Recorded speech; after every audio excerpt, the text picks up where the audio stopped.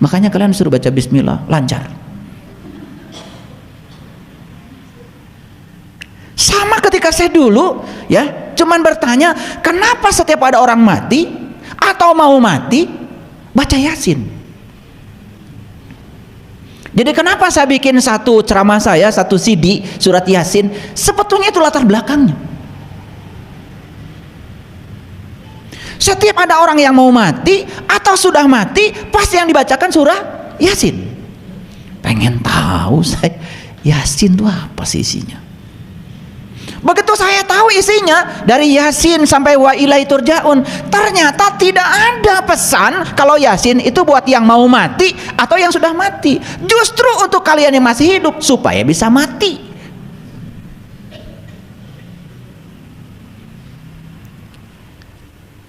Jadi saya juga tuh dulu sama, kalau ada orang mati baca Yasin kayak kalian, sama. Ya sama, saat itu juga gak ngerti. Cuman bedanya saya nanya, kalian enggak. Kan kalian kalau udah baca langsung dapat pahala toh? Iya. Kapan pahalanya? Nanti. Hebat kalian, itu luar biasa. Hebat lah. Ketika saya baca Yasin, wahai Sin, di situ saya diam. Siapa yang dihaikan ini dan siapa yang menghaikan? Di situ aja nggak lanjut saya. Saya baca surah Yasin itu terbata-bata, nggak lancar kayak kalian. Kalian kan baru 15 menit udah langsung selesai, betul nggak? Luar biasa. Saya baca baru Yasin, berhenti saya di situ. Otak saya mulai jalan. Yasin, wahai Sin. Kan ada pertanyaan bagi saya, siapa yang menghaikan dan siapa yang dihaikan, kan gitu. Gitu nggak kalian? Hebat kalian itu. Luar biasa memang. Makanya saya itu nggak secepat kalian belajar. Kalian langsung wa ilaihi turja'un. Saya lambat di situ. Lalu saya tanya lagi, kenapa iya itu titiknya 2 di bawah? Kenapa sin itu geriginya 3? Saya kan mulai nanya, nggak mungkin sekelas Nabi Muhammad nulis sesuatu sembarangan, nggak mungkin. Dan kenapa kata sin ini sering sekali disebut-sebut ketika baca sholawat? Salatullah, salamullah ala toha rasulillah, salatullah salamullah ala yasin habibillah, ala yasin habibillah. Sadar saya, ternyata Yasin itu habibillah, orang yang cintai Allah. Siapa habibillah itu? Apa kita tidak ingin jadi habibillah? Apa tidak ingin kita itu dipanggil Yasin? Kenapa geriginya 3? Ternyata di Quran surat Al-Maidah Allah jelaskan, laqad kafarul ladzina qalu innallaha salisu salasa. Kafirlah orang-orang yang mengatakan sesungguhnya Allah satu dari yang 3. Ternyata konsepsi tentang Allah itu dijelaskan dalam kitab Syirur Asrornya Syekh Abdul Qadir Zailani, Nurullah, Nur Muhammad, Nur Insan.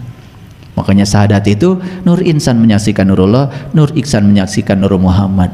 Disitulah sinnya ketemu. Oh, berarti saya harus memperbaiki syahadat saya supaya saya bisa merasakan syahadat yang sebenarnya, supaya saya berhak untuk dipanggil Yasin. Begitu sampai di titik itu, wal Qur'anil Hakim, temukanlah bacaan yang bijaksana. Karena kita ini, otak kita ini sudah konsepnya udah begitu. Begitu dengar kata Quran, yang terpikir adalah itu. Padahal kalau kita lihat dari bahasa Arab, Quran itu dari qara ayaqra'u Qur'anan. Quran itu artinya sesuatu yang harus kau baca. Dan ternyata tidak semua orang bisa baca. Yang tulisan itu maksud saya, kan tidak semua orang juga bisa berbahasa Arab. Ternyata ada Quran sejati yang bisa dibaca oleh setiap orang, termasuk ibu saya yang buta huruf pun bisa baca. Makanya di Quran ada perintah, Iqra kitabaka kafa binafsika al-yawma 'alaika hasiba. Bacalah kitabmu dan itulah juru selamatmu. Itu kitab tidak ada bahasanya. Itu yang disebut dengan bacaan yang bijaksana. Wal Qur'anil Hakim, wal Qur'anil Hakim, innaka laminal mursalin. Sesungguhnya ente adalah utusanku. Siapa utusan Allah?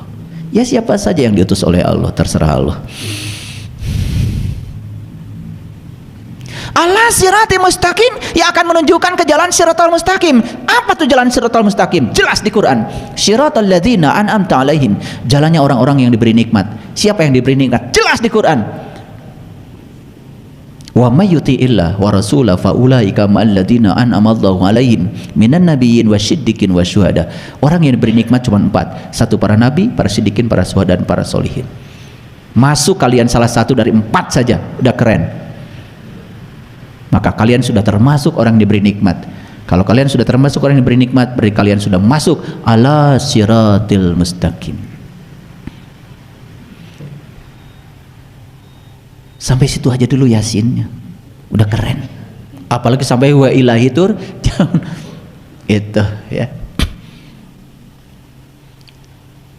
Jadi ternyata Yasin bukan untuk yang mati. Yasin itu untuk yang hidup supaya bisa mati dan kembali kepada alam asal.